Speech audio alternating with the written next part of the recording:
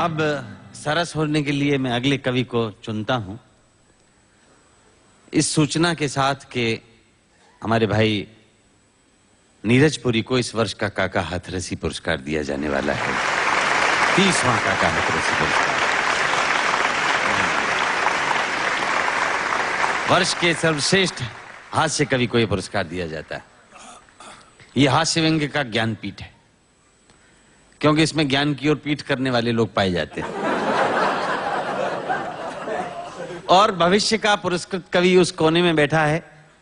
इसकी चोटी का आपको न दिखाई दे रही होगी, लेकिन यह चोटी का कवि है। ब्रह्मांड से सीधे संकेत इसको मिलते हैं। सिग्नल इसका स्ट्रांग है। नाम है ओम व्यास और उज्जैनी से आए हुए हैं भाई ओम व्यास।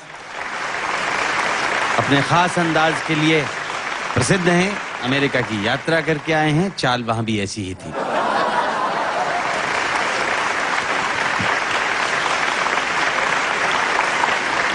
आप सबको प्रणाम करता हूं। जो लोग जोड़े से बैठे हैं उनको जोड़े से प्रणाम करता हूं। जो विवाहित किसी कारण से अकेले बैठे हैं उनसे निवेदन करता हूं कि घर जाकर मेरी तरफ से चरण स्पर्श पहुंचाएं।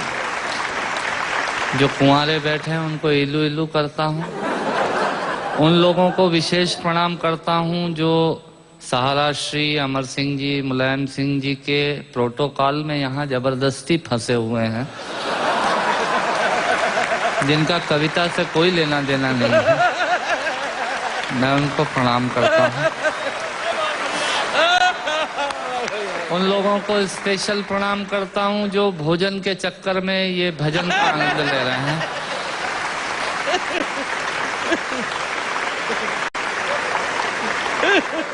हंसना सिर्फ आदमी के नसीब में है। आपने कभी किसी गधे को हंसते हुए नहीं देखा होगा। यदि देख लें तो समझ लीजिएगा ये आदमी होने की तैयारी में है। और किसी आदमी को गुमसुम उदास बैठा देख लें तो समझ लीजिएगा कि ये वो होने की तैयारी में है। आनंद से बैठिएगा। मैं आपको ज्ञान की एक भी पंक्ति नहीं सुनाऊंगा। भगवान महाकाल की कसम खाकर कहता हूँ, इस देश में अमिताभ जी आजकल ज्ञान की स्थिति बड़ी खराब चल रही है। सवेरे 18 चैनल खोलो तो 19 बाबा प्रवचन देते हुए मिल रहे हैं और उसी समय हम ब्रश करके थूक रहे हैं। भारतीयों का कुछ हिसाब किताब समझ में नहीं आता। भारतीय आदमी अपने तरीके से जिंदगी जीता है। सहारा श्री बैठे हैं, मैं आपको बताना चाहता हूँ भारतीय आदमी होता क्या है। बेसिकली भारतीय आदमी वो होता है जो टूथब्रश के आगे वाले हिस्से के खराब हो जाने के बाद चाकू को गर्म करके उस पोर्शन को काटता है और बचे हुए हिस्से से पजामे में नाड़ा डालने का यंत्र बनाता है। ये होता है भारतीय आदमी। इधर से तालियां कम बज रही हैं, इधर का मामला ठीक है। मुझे याद है भारतीय आदमी हीथ्रो एयरपोर्ट पे, लंदन में हीथ्रो पे एयरपोर्ट पे मशीनें लगी हुई हैं पॉलिश करने की जूतों पे। एक पैर डालो पॉलिश हो जाती है, दूसरा पैर डालो पॉलिश होने के बाद वो पैर पकड़ लेती है। फिर उसमें 50 सेंट्स डालिए तो वो पैर छोड़ती है। भारतीय पहुंचा एक, उसने एक पैर एक मशीन में पॉलिश हो गई, दूसरा पैर दूसरी मशीन में फंसा दिया। मुलायम सिंह जी, मरण तो उस आदमी का हुआ जो अंग्रेज आया। उसने जैसे ही पहला पैर फंसाया मशीन ने पैर पकड़ लिया। उसकी काउंटिंग में तो 2 हो गए। भारतीय आदमी ये होता है। मैं आपसे निवेदन करता हूं, आज यहाँ हमारे दिलीप चौबे जी और राकेश पांडे जी मुझे एंटरटेन कर रहे थे, बता रहे थे ये 325 एकड़ में फैला हुआ है सहारा शहर। मैं आपके लिए जानकारी देता हूं, सहारा शहर 325 एकड़ में नहीं फैला हुआ है। सहारा आजकल इन दिनों देश में एक विचार बन गया है जो पूरे देश में यत्र तत्र सर्वत्र नजर आता है। हथौड़े ने चाबी से पूछा, सुन चाबी, लोहा तो तेरे पास कम है, ताकत तेरे पास कम है, पर तू ताले को इतनी सरलता से कैसे खोल लेती है और मुझे खोलने में बहुत ताकत लगती है। तब चाबी ने हथौड़े को जवाब दिया कि सुन हथौड़े, लोहा और ताकत तेरे पास ज्यादा है, पर तू ताले की ऊपरी सतह को छूता है और मैं ताले के अंतर मन तक जाती हूँ और उससे निवेदन करती हूँ और वो खुल जाया करता है। स्वर्गीय हरिवंश राय बच्चन जी ने लोगों के दिलों में उतरने का प्रयास किया, इसलिए वो 100 वर्ष बाद भी आज भी हमारे अंतस में हैं। लोग दिमाग पर छाते हैं, उन्होंने दिल में पहुंचने की कोशिश की। मैं उनकी स्मृति को प्रणाम करता हूं और एक छोटी सी हास्य व्यंग की कविता से अपनी बात समाप्त करता हूं। जब मैं कहूं मजा ही कुछ और है, आप ताली बजा दीजिएगा। ये इनका तकिया कलाम होता है। जिनके आखिरी उंगली के नाखून का भी ऑपरेशन नहीं हुआ, वो आपको बाईपास कराने के लिए हॉस्पिटल का सजेशन देने आ जाएंगे। ये होते हैं रायचंद। सुनिएगा, आनंद लीजिएगा और ऑब्जर्वेशन देखिएगा। दांतों से नाखून काटने का, छोटों को जबरदस्ती डांटने का, पैसे वालों को गाली बकने का, मूंगफली के ठेले से मूंगफली चखने का, कुर्सी पे बैठ के कान में पेन डालने का और रोडवेज की बस की सीट में से स्पंज निकालने का। मजा ही कुछ और है, मजा ही कुछ और है। एक ही खूंटी पे ढेर सारे कपड़े टांगने का, साइकोलॉजी है। एक ही खूंटी पे ढेर सारे कपड़े टांगने का, नए साल पे दुकानदार से कैलेंडर मांगने का। ये एक शौक होता है। क्यों सेठ जी, इस बार कैलेंडर वेलेंडर नहीं आए क्या? मैंने कहा तेरे घर में जगह तो है नहीं टांगने की, क्या भाभी की चोटी पे टांगेगा कैलेंडर?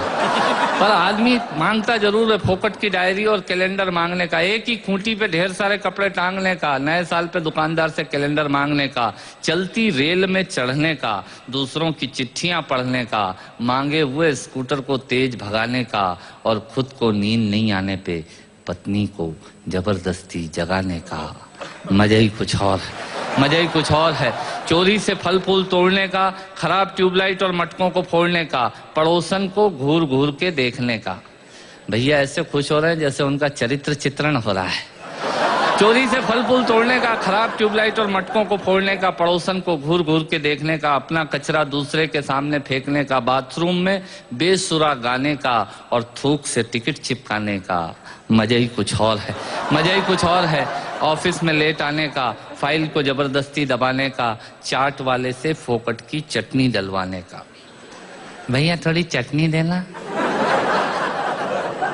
ऑफिस में लेट आने का, फाइल को जबरदस्ती दबाने का, चाट वाले से फोकट की चटनी डलवाने का, बारात में प्रेस किए हुए कपड़ों पे फिर से प्रेस करवाने का, ससुराल में साले से पान मंगाने का और साली की पीठ पे धोल जमाने का।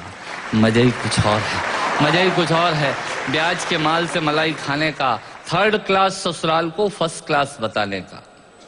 ससुराल किसी की बुरी नहीं होती और साला तो विवेकानंद जी से कम बुद्धिमान किसी का होता ही नहीं है। और ब्याज के माल से मलाई खाने का, 3rd क्लास ससुराल को 1st क्लास बताने का, पंगत में बैठ के एक ही सब्जी के लिए 2 दोने लगाने का, आरती में सबसे ज्यादा फटा हुआ नोट चढ़ाने का, दूसरे के टेलीफोन से चिपकने का, गुटके और पान इधर उधर पिचकने का, कमजोर से बेमतलब लड़ने का और पत्नी को रोज रोज परेशान करने का। मजा ही कुछ और है।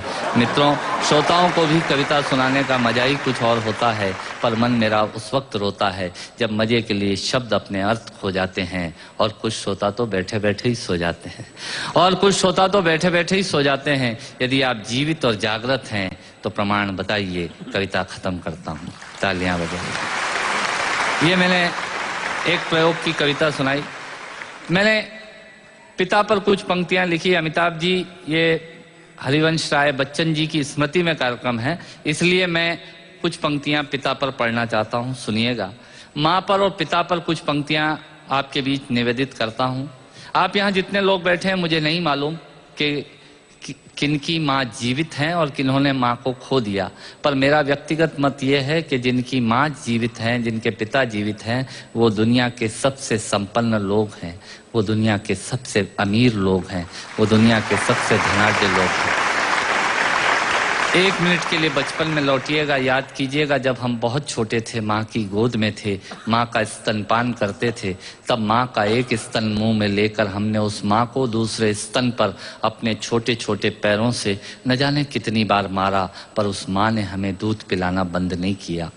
मित्रों, लात खाकर भोजन देने की शक्ति उस परमपिता परमेश्वर ने दुनिया में यदि किसी को दी है, वो सिर्फ माँ को दी है। माँ के अलावा ताकत किसी के पास नहीं है। मैं उस माँ की वंदना में कविता पढ़ता हूँ। याद कीजिएगा उन दिनों में जब हम चौके में रसोई में बैठकर खाना खाया करते थे और माँ खाना बनाती थी।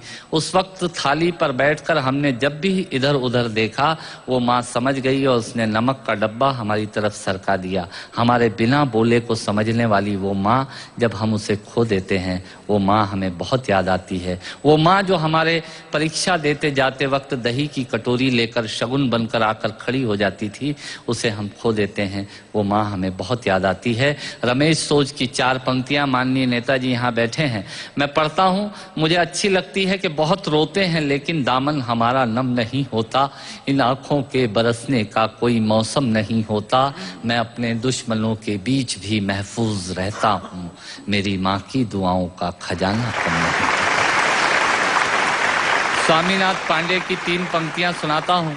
स्वामीनाथ पांडे ने 3 पंक्तियों का उपन्यास लिखा। अमिताभ जी बैठे हैं, जया जी बैठी हैं। 3 पंक्तियों में पूरा उपन्यास लिख दिया। उसने लिखा, एक विधवा माँ थी, उसके 2 बेटे थे। एक बेटा नीचे वाले माले पर रहता था, दूसरा बेटा ऊपर वाले माले पर रहता था। विधवा माँ 15 दिन एक बेटे के यहाँ खाना खाती थी, विधवा माँ 15 दिन दूसरे बेटे के यहाँ खाना खाती थी। पर ये उस विधवा माँ का दुर्भाग्य था कि साल में जो महीने 31 दिनों के होते थे, उस एक दिन उस विधवा माँ को उपवास रखना पड़ता था। 9 महीने पेट में रखने वाली माँ जब एक जवान बेटे को एक दिन भारी लगने लगी, तब इस नालायक हास्य व्यंग के कवि ने कुछ पंक्तियां माँ के लिए लिखी। सुनिएगा, यात्रा कीजिएगा मेरे साथ। माँ संवेदना है, भावना है, एहसास है। माँ संवेदना है, भावना है, एहसास है। माँ जीवन के फूलों में खुशबू का वास है। माँ रोते हुए बच्चे का खुशनुमा पलना है। माँ मरुथल में नदी या मीठा सा झरना है। माँ मरुथल में नदी या मीठा सा झरना है। माँ लोरी है, गीत है, प्यारी सी थाप है। माँ पूजा की थाली है, मंत्रों का जाप है। माँ आंखों का सिसकता हुआ किनारा है। माँ गालों पर पप्पी है, ममता की धारा है। माँ झुलसते दिनों में कोयल की बोली है। माँ मेहंदी है, कुमकुम है, सिंदूर है, रोली है। माँ कलम है, दवात है, स्याही है। माँ परमात्मा की स्वयं एक गवाही है। माँ त्याग है, तपस्या है, सेवा है। माँ फूंक से ठंडा किया हुआ कलेवा है। माँ अनुष्ठान है, साधना है, जीवन का हवन है। माँ जिंदगी के मोहल्ले में आत्मा का भवन है। माँ चूड़ी वाले हाथों के मजबूत कंधों का नाम है। माँ काशी है, काबा है और चारों धाम है। माँ चिंता है, याद है, हिचकी है। माँ बच्चे की चोट पर सिसकी है। माँ चूल्हा, धुआं, रोटी और हाथों का छाला है। माँ जिंदगी की कड़वाहट में अमृत का प्याला है। माँ पृथ्वी है, जगत है, धूरी है। माँ बिना इस सृष्टि की कल्पना अधूरी है। तो माँ की ये कथा अनादि है, ये अध्याय नहीं है और माँ का जीवन में कोई पर्याय नहीं, और माँ का जीवन में कोई पर्याय नहीं है। तो माँ का महत्व दुनिया में कम हो नहीं सकता और माँ जैसा दुनिया में कुछ हो नहीं सकता। माँ जैसा दुनिया में कुछ हो नहीं सकता। तो मैं कविता की ये पंक्तियां माँ के नाम करता हूँ। मैं दुनिया की सब माताओं को प्रणाम करता हूँ। पर कहा साहब के बिना पिता के माँ का अस्तित्व नहीं होता। किसी ने शेर कहा कि पके फल पेड़ों से रिश्ता तोड़ जाते हैं और अपाहिज बाप हो जाए तो बेटे छोड़ जाते हैं। पिता जब पुत्र को बाजार में ले जाता है और जेब में 50 रुपए होते हैं और बच्चा 200 रुपए के सामान को खरीदने की जिद करता है, उस वक्त एक पिता की विवशता और बच्चे की जिद, इसके बीच के एहसास में खड़े होकर पंक्तियां सुनिएगा, पिता क्या होता है। अमिताभ जी आपको समर्पित करता हूं। अमर सिंह जी बैठे हैं। पिता पिता जीवन है, संबल है, शक्ति है। पिता सृष्टि के निर्माण की अभिव्यक्ति है। पिता अंगुली पकड़े बच्चे का सहारा है। पिता कभी कुछ खट्टा कभी खारा है। पिता पिता पालन है, पोषण है, परिवार का अनुशासन है। पिता पिता धौंस से चलने वाला प्रेम का प्रशासन है। पिता पिता रोटी है, कपड़ा है, मकान है। पिता पिता छोटे से परिंदे का बड़ा आसमान है। पिता छोटे से परिंदे का बड़ा आसमान है। पिता पिता अप्रदर्शित अनंत प्यार है।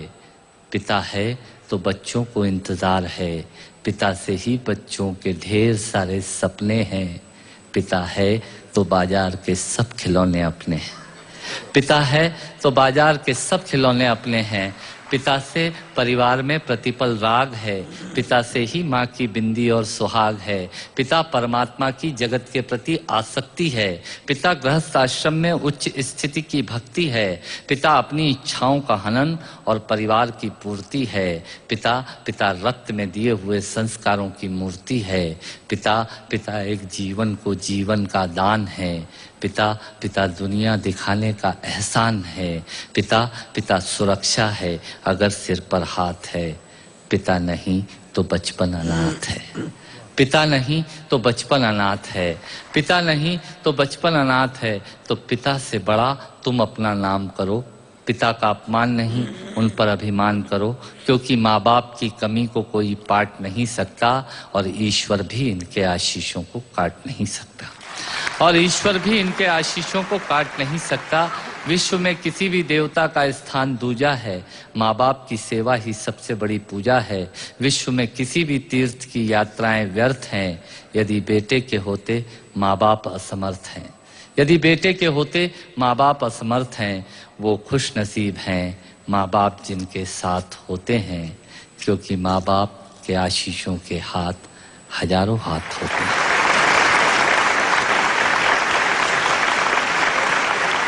मुर्गे की टांग खा गए शादी में सारे लोग, मैं दोस्तों से हाथ मिलाने में रह गया।